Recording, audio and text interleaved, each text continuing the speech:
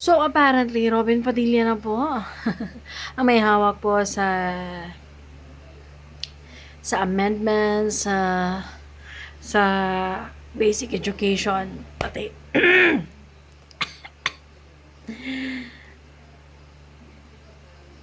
gusto ko po i-homeschool ang aking mga anak.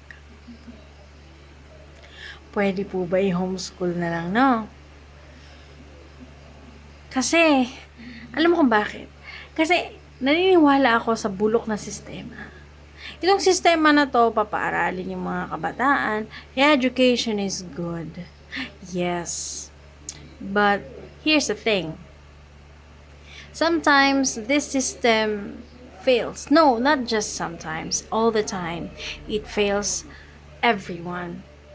Ngayon lang, marami nag-graduate na mga senior high school na naghahanap ng trabaho. Out of 100 students, example lang ha, out of 100 students, only 10 of them or 20 of them will be able to find a good paying job.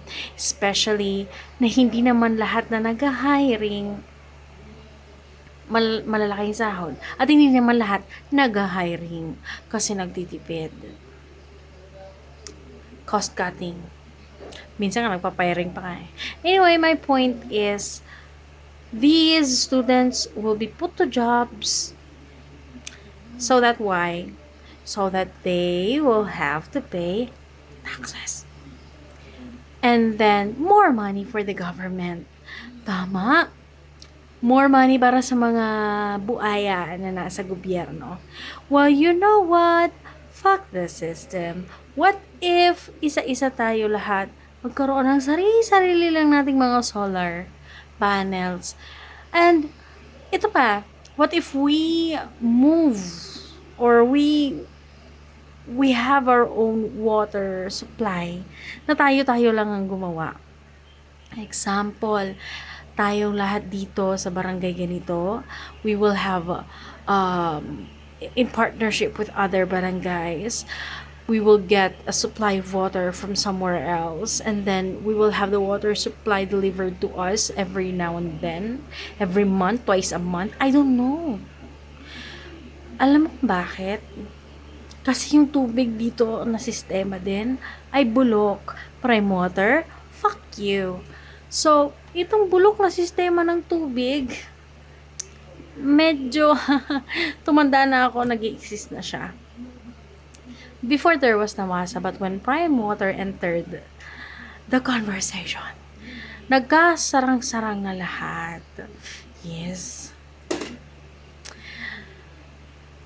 Mahina ang awas, walang proper na performance sa services. Kung may mga reklamo and everything else, hindi ine-explain ng maayos, katulad din ng sa kuryente. Ang masasabi ko na lamang ay, fuck the system. Let's all plant crops. I don't know. Let's go plant. Let's go go get lands, buy lands somewhere out there. Huwag na tayong padala sa sistema. Those food that we are eating, kukontrolin na nila yan. Katulad ng nangyayari ngayon sa San Miguel Corporation. Diba? Kontrolado na nila ang takbo ng pagkain. Kaya wala ka magagawa kasi addict na tayo sa Red Horse. Wala ka na magagawa kasi naging parte na ng buhay natin ang Pure Foods. Ang Star Margarine. Hawak na nila ang ating food system, which leads us to what? Oh, by the way, bago na pirmahan yung pagputol ng mga puno na yan, bago yan na na-aprobaran po yan, si Duterte pa po ang nakaupo. Yes. Yes. Yes. So, kung DDS ka, tapos anti-putol puno ka, choose your battle. Choose your struggle, I mean.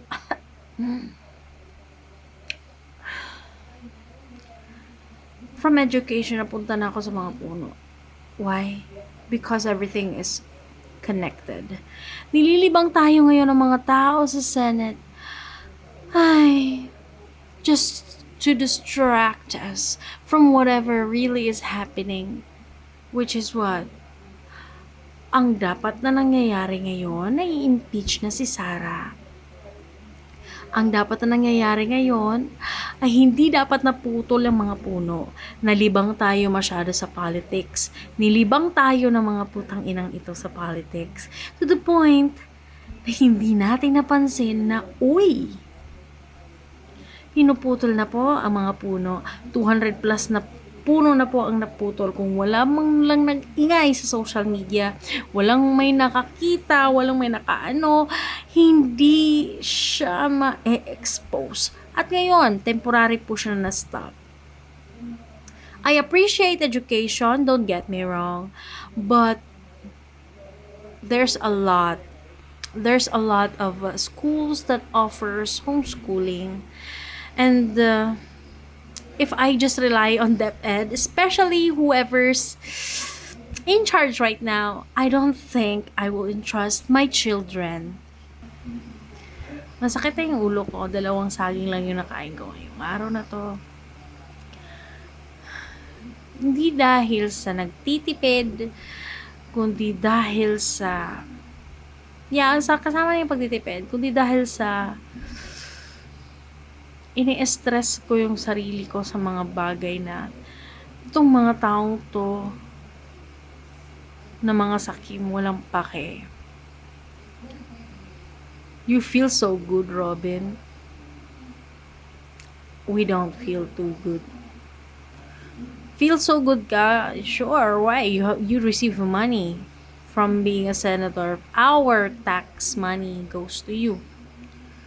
But we do not feel good that you are there in that position, that kind of responsibility. You are out of 100% passing rate, you are 10. You're not even a 10. You don't even deserve a chair there. Why? I don't get why people voted you. Feeling mo, alam mo yung sinasabi mo, pero hindi. You're dumb. You're stupid. You're a bunch of idiots. There. Especially the majority bloc.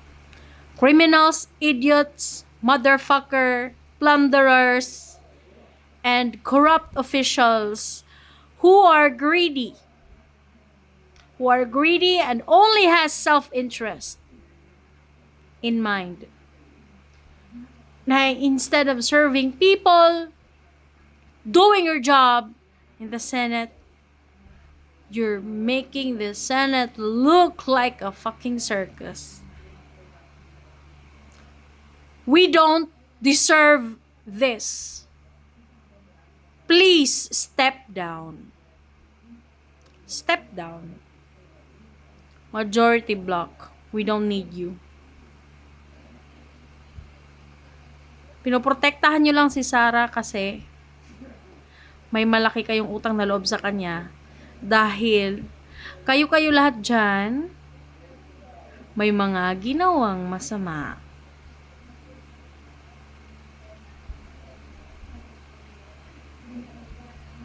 Ginagawa nyo kaming mga tanga. Utang ina nyong lahat dyan.